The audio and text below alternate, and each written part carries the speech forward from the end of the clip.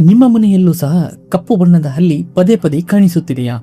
ಅದು ಗೋಡೆಯ ಮೇಲೆ ಮೌನವಾಗಿ ಕುಳಿತಿರುವುದನ್ನು ನೋಡಿದಾಗ ನಿಮ್ಮ ಮನಸ್ಸಿಗೆ ಒಂದು ವಿಚಿತ್ರ ಭಯ ಬರುತ್ತಿದೆಯಾ?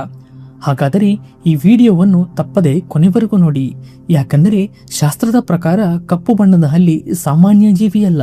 ಇದು ಕೆಲವೊಮ್ಮೆ ರಾಹುವಿನ ಸೂಚನೆಯಾಗಿರಬಹುದು, ಪಿತೃಗಳ ಅಸಮಾಧಾನದ ಸಂಕೇತವಾಗಿರಬಹುದು, ಅಥವಾ ನಿಮ್ಮ ಮನೆಗೆ ಬರಲಿರುವ ದೊಡ್ಡ ಬದಲಾವಣೆಯ ಮುನ್ನೆಚ್ಚರಿಕೆಯೂ ಆಗಿರಬಹುದು.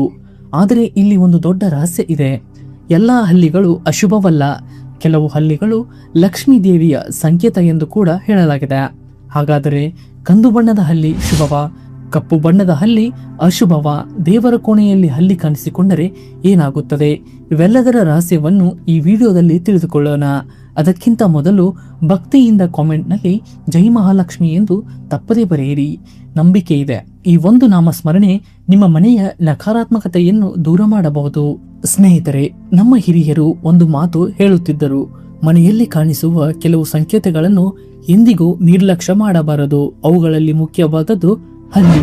ಹೌದು, ಹೆಚ್ಚಿನ ಜನರು ಹಲ್ಲಿಯನ್ನು ಕೇವಲ ಒಂದು ಸಾಮಾನ್ಯ ಪ್ರಾಣಿ ಎಂದುಕೊಂಡಿದ್ದಾರೆ. ಆದರೆ ಶಕುನಶಾಸ್ತ್ರದಲ್ಲಿ ಹಲ್ಲಿಗೆ ವಿಶೇಷ ಸ್ಥಾನವಿದೆ.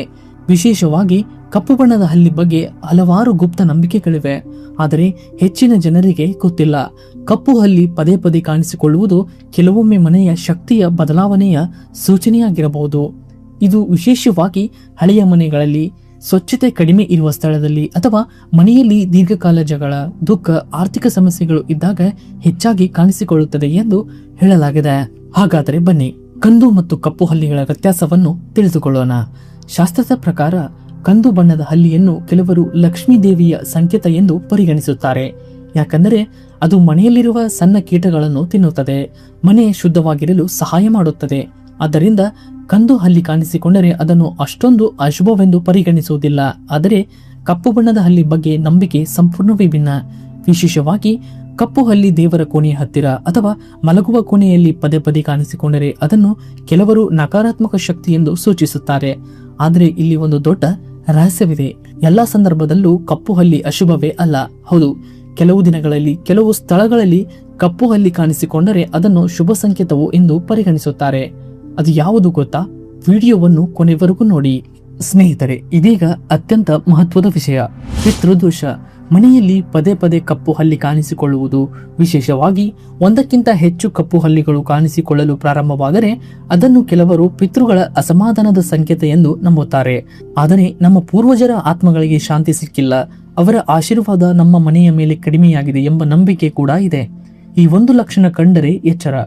ಮನೆಯಲ್ಲಿ ನಿರಂತರ ಸಮಸ್ಯೆಗಳು, ಹಣ ಬಂದರೂ ಉಳಿಯದಿರುವುದು, ಮಕ್ಕಳಿಗೆ ಅಡ್ಡಿ, ಕುಟುಂಬದಲ್ಲಿ ಜಗಳ, ಮನಸ್ಸಿಗೆ ಅಶಾಂತಿ, ಇವೆಲ್ಲವೂ ಒಂದರ ಹಿಂದೆ ಒಂದಾಗಿ ನಡೆಯುತ್ತಿದ್ದರೆ ಅದನ್ನು ಕೆಲವರು ಪಿತೃದೋಷದ ಸಂಕೇತವೆಂದು ಪರಿಗಣಿಸುತ್ತಾರೆ.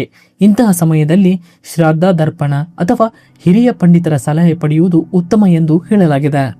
ಇದೀಗ ರಾಹು ಮತ್ತು ಹಲ್ಲಿಯ ಸಂಬಂಧದ ರಹಸ್ಯವನ್ನು ತಿಳಿದುಕೊಳ್ಳೋಣ. ಜ್ಯೋತಿಷ್ಯದಲ್ಲಿ ರಾಹುವನ್ನು ಮಾಯೆ, ಗೊಂದಲ, ಅಶಾಂತಿ ಮತ್ತು ಆಕಸ್ಮಿಕ ಸಮಸ್ಯೆಗಳ ಗ್ರಹ ಎಂದು ಪರಿಗಣಿಸಲಾಗಿದೆ. ಕೆಲವು ನಂಬಿಕೆಗಳ ಪ್ರಕಾರ ಮನೆಯಲ್ಲಿ ಕಪ್ಪು ಹಲ್ಲಿ ಹೆಚ್ಚಾಗಿ ಕಾಣಿಸಿಕೊಳ್ಳುವುದು ಜಾತಕದಲ್ಲಿ ರಾಹುವಿನ ದುರ್ಬಲ ಸ್ಥಿತಿಯ ಸೂಚನೆ ಆಗಿರಬಹುದು.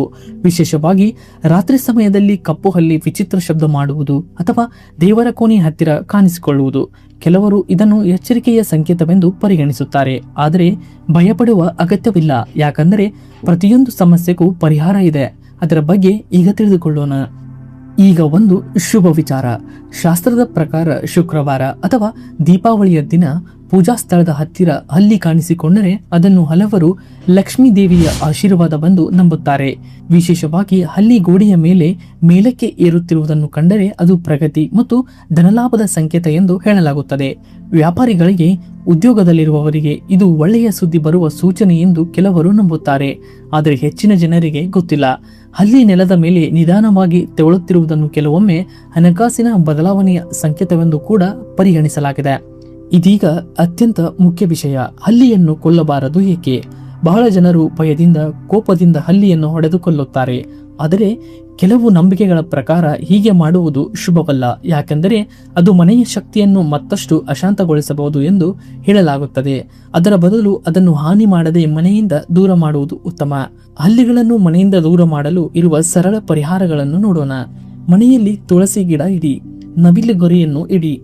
ಬೆಳ್ಳುಳ್ಳಿ ಅಥವಾ ಈರುಳ್ಳಿ ಸಿಪ್ಪೆಗಳನ್ನು ಹಲ್ಲಿ ಬರುವ ಸ್ಥಳದಲ್ಲಿ ಇಡಿ. ಪ್ರತಿದಿನ ಸಂಜೆ ದೀಪ ಹಚ್ಚಿ ಓಂ ರಾಹುವೇ ನಮಃ ಮಂತ್ರವನ್ನು 21 ಬಾರಿ ಜಪಿಸಿ. ಮನೆಯ ಸ್ವಚ್ಛತೆಯನ್ನು ಕಾಪಾಡಿ. ಇವುಗಳನ್ನು ಮಾಡುವುದರಿಂದ ಮನೆಯಲ್ಲಿ ಒಳ್ಳೆಯ ಶಕ್ತಿ ಹೆಚ್ಚುತ್ತದೆ ಎಂದು ನಂಬಲಾಗಿದೆ.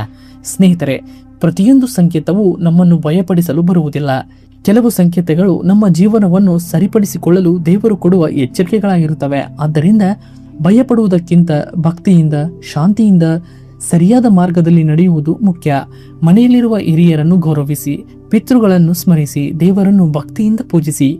ನಂಬಿಕೆ ಇಡಿ, ಮಹಾಲಕ್ಷ್ಮಿಯ ಕೃಪೆ ಇದ್ದರೆ ಯಾವ ನಕಾರಾತ್ಮಕ ಶಕ್ತಿಯು ನಿಮ್ಮ ಮನೆಯತ್ತ ಬರಲಾರದು. ನಿಮ್ಮ ಕುಟುಂಬದಲ್ಲಿ ಸದಾ ಸುಖ, ಶಾಂತಿ, ಆರೋಗ್ಯ ಮತ್ತು ಐಶ್ವರ್ಯ ನೆಲೆಸಲಿ. ಈ ವಿಡಿಯೋ ನಿಮಗೆ ಉಪಯುಕ್ತ ಎನಿಸಿದ್ದರೆ ಒಂದು ಲೈಕ್ ಮಾಡಿ.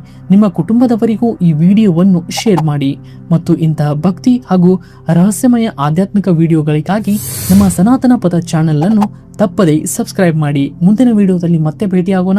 ಧನ್ಯವಾದ.